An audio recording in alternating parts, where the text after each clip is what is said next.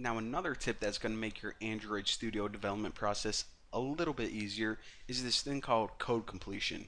And I'll show you guys how it works right now. So under this method right here, click where you would first start writing your method, and then hold down the Alt key on your keyboard and hit insert. So right here, it's going to pop up a bunch of different things. What we want to choose is override methods, because remember, we're pretty much inheriting all these methods from the activity class. However, we just want to customize them to add our own custom log message, just so we can see what's going on.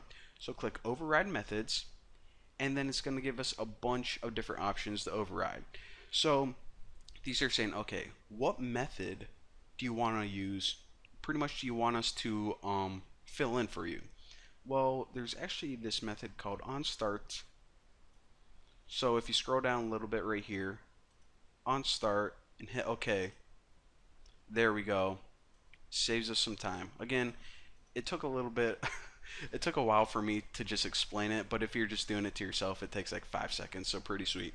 But anyways, now that we have this onStart method, what I want to do is actually just copy this to add another log that's going to print out on our screen, and I'm just going to add onStart. Now instead of me doing the exact same thing over and over and over again, what I actually did is I took all of the methods that I want to overwrite and I actually put it on my forum. So if you go to my forum, again, this is the URL. I'll put this below the video if you guys just want to click on it. But check this out.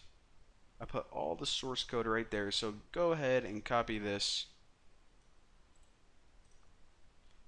and hop over back to Android Studio and paste it back in. And I actually can delete this because I copied that too.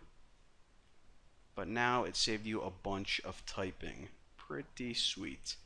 So all this program is going to do is it's going to print out a little message on the screen every time your activity changes states. Again, you would never want to do this in the actual app. This is just to demonstrate when each of these stages are going to happen, but for this example, it's actually pretty useful. So, like I said before, whenever we use this little log program right here, by default, it's going to be printing out a bunch of random log messages. Pretty much everything that's going on in your phone or your little emulator is going to try to print out. But what we are only interested in are these log messages that we created right here. So we need to build a real quick filter. So to do that, head over to your Android tab right here, click on it, and alright, so those are a bunch of, see, these are all the ones we don't want to see, and this is just because my emulator is running right now. So obviously we want to make a filter, and this is how you do this. And another thing I want to point out is this is just a nice little Easter egg. If you look at this logcat symbol, you're going to see that it's actually the Android head, and this is actually I don't even know how to pronounce it, but you know that YouTube video where it's like that cat that looks like he's attached to a Pop-Tart or something with a rainbow coming out of his butt? That's a little symbol for that. So I don't know, I just thought that was a cool little Easter egg. Alright, so anyways, back to building our filter. What we're going to say is any log message that has this tag attached, Bucky's message, only show those. So make sure whatever string you have here, copy this. Now in the drop down right here, select edit filter configuration. This allows us to build a filter right here. Now I actually already did this, but my microphone was off, so that's why this is filled in right here.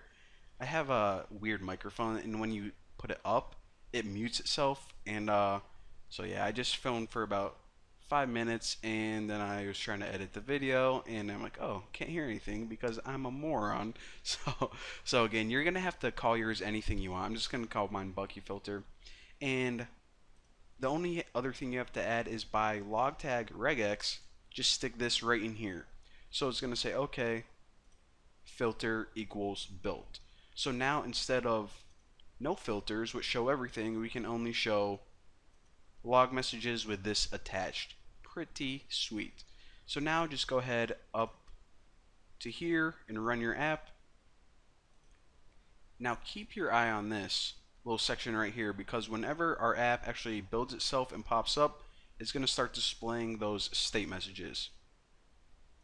course, choose OK and check it out. Alright, so our app is loading and it switched back to this thing, you SOB, so I'm going to switch it back to Bucky's filter, but check this out. Let me position this so you guys can see it. Alright, so the first thing it printed out was onCreate.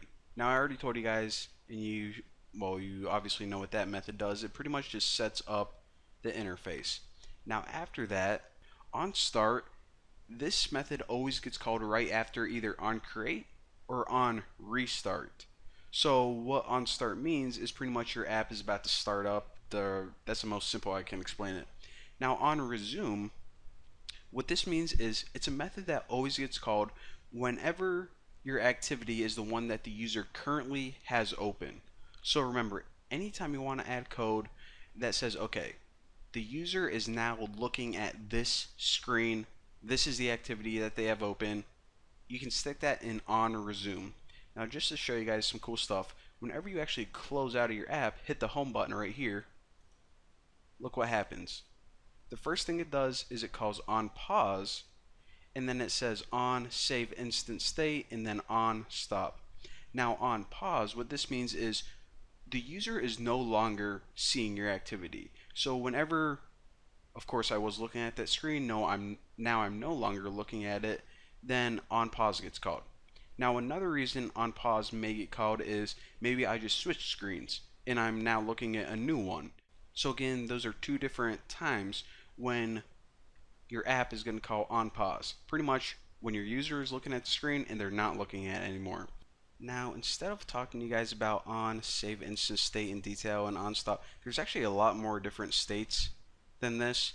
What you guys can do is I found this image online that is absolutely awesome, and I stuck it in that same URL. So what you can see here is a pretty awesome visualization of every single state in your activity. Now again, I wanted to show you guys this because right now if I talk about every single one of these things in detail, it's probably going to be a little overwhelming and kind of pointless right now. So instead what I'm going to do is this. I'm just going to talk about these now that we understand what they are and that they do exist. I'm going to talk about each state as we need them.